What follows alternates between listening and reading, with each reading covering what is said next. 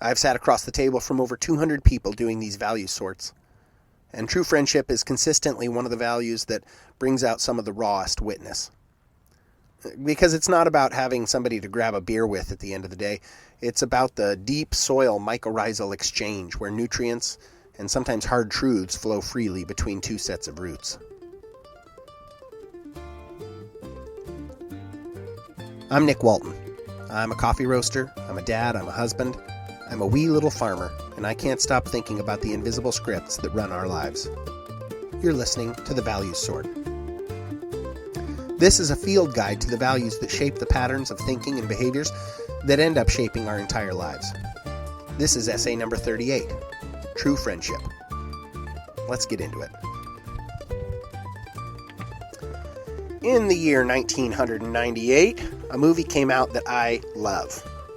It's called Waking Ned Devine. Maybe you've seen it too. It's a beautiful film, literally and substantively. It follows the inhabitants of Tullymore, a small Irish village. I won't give everything away, but I am about to give a lot away, so, buckle up. Spoiler alert. The community, small and tightly knit, commits to an attempt at community-wide lottery fraud, as you do. When Ned Devine wins a substantial sum in the lottery and dies of shock. When the Lotto Man comes to town to interview Ned, a second man, Michael O'Sullivan, is reluctantly installed in Ned's place. And the whole community pretends along. The goal is to split the massive lotto winnings among the whole of the village. On the day of Ned's funeral, the whole village turns out, but unfortunately the Lotto Man showed up at the exact same time. So, in a panic, Jackie O'Shea pivots. He delivers the eulogy, not for the dead man, but for the man sitting right in front of him. He says, "Michael O'Sullivan was my great friend, but I don't ever remember telling him that. The words that are spoken at a funeral are spoken too late for the man who is dead. What a wonderful thing it would be to visit your own funeral, to sit at the front and hear what was said, maybe to say a few things yourself. Michael and I grew old together, but at times when we laughed, we were young. If he was here now, if he could hear what I say, I'd congratulate him on being a great man, and I'd thank him for being a friend." And of course you'll recall that it was Ned who was the dead man, and Michael was himself sitting in the front row, hearing his friend's words for him. It's a little quirky, but it's a beautiful moment of friendship in cinema. It's really a fabulously beautiful film, the hills and the dales and the wee village of Tullymore, and even Michael O'Sullivan careening naked down the byways on a motorcycle. For a year and a half, I've been doing this exercise with people, and I've often said, including I believe at least once in this series, that true friendship is my very favorite card in the deck. I have made it a little joke that I'm allowed to pick favorites. You're allowed to pick favorites, and this one is my favorite. If you're keeping track, this one completes my 5. Protection of the environment, wisdom, helpfulness, a world at peace, and now, true friendship. I've already admitted that I value all 57 ideas in degrees. I have learned to value values, and I think I've identified to you that there is no kindness card in the deck. There is no generosity card. You will not see an essay, at least not with a photograph of a card, on vulnerability, because these cards aren't in the deck. Stay tuned for some bonus episodes. These 5 cards still seem right to me, and I'll hang my hat on them. I could spend my life discipling at the feet of these 5 things and never reach the end of my study, I think. Now I have another deck. It's the Animal Kingdom deck. It's the same words, the same phrases, same numbers and value categories, but there's an animal on each one, along with a fact about that critter that exemplifies the value. And very apropos of the situation, the animal for true friendship is the domestic cow. Don't you think that's nice? I love cows. My dad milked cows and raised cows, and now my brother owns many cows. I do realize there's a little bit of a sticking point between cows and my value for protection of the environment, but regardless, I feel better when there are cows nearby. The card says, "Cows love to spend time with their best friends. Being near their best friend lowers a cow's stress level." I love that. I love that it's true. Now, I am blessed with extraordinarily good friendships. It's a struggle for me not to make this post a list of named names. Give a series of shout-outs to people whose love and affection for me has been a salve against a wearying world. Of course, I won't do that. Probably.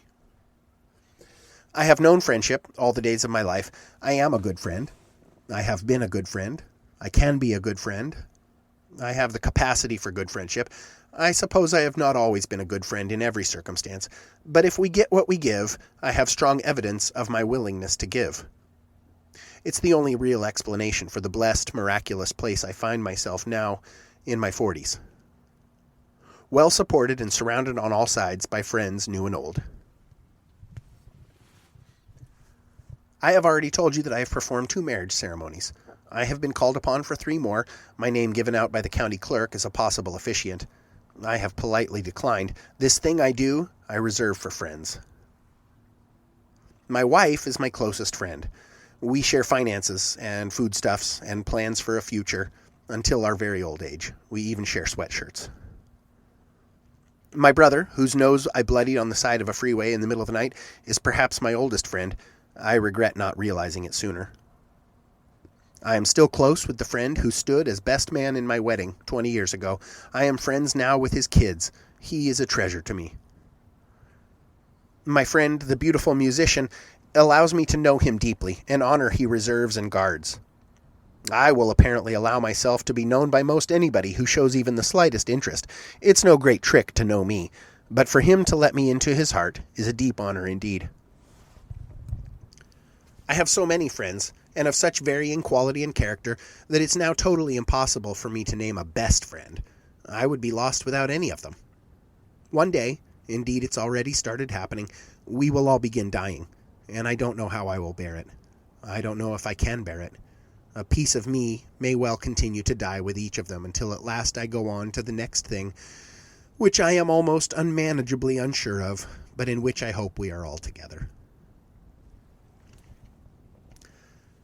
There is apparently a great vacuum of friendship, especially here in America and especially among men. I've read about this, and I've thought a lot about it, and why it could possibly be so.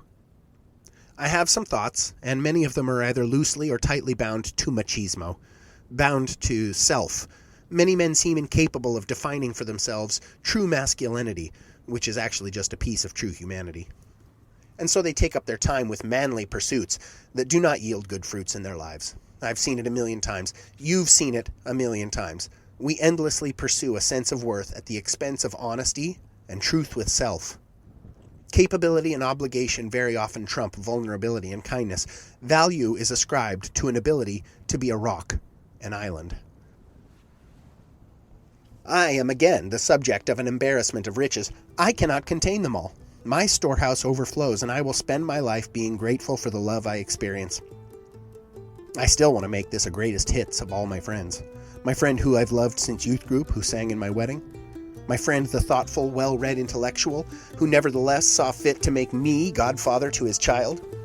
His wife, who I've known for much less time, but who still somehow seems to know me as if we were children together. She speaks my language. She knows me. We are deep friends, too, in our own right. My friend from whom I stole $250, and who has loved me as a father would do for more than 25 years. His wife, who loves me as one of her very own, and has since those very early days. Their children, whose affection I treasure. You know, the $250 thing is an interesting story to tell, but our love is built on 100 trips to Seattle to pick up bags of green coffee in a Peugeot wagon, 1,000 small construction projects done together, 1,000,000 uneventful events of life. True friendship is my favorite because in it I find contained a multitude of the values of life. True friendship with my spouse, with my kids, with my family, my friends.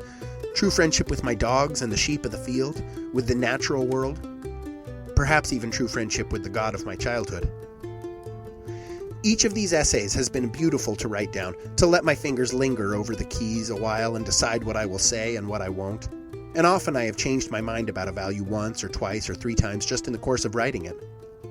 I started this one with the idea that true friendship was my favorite, and I expected to be convinced otherwise.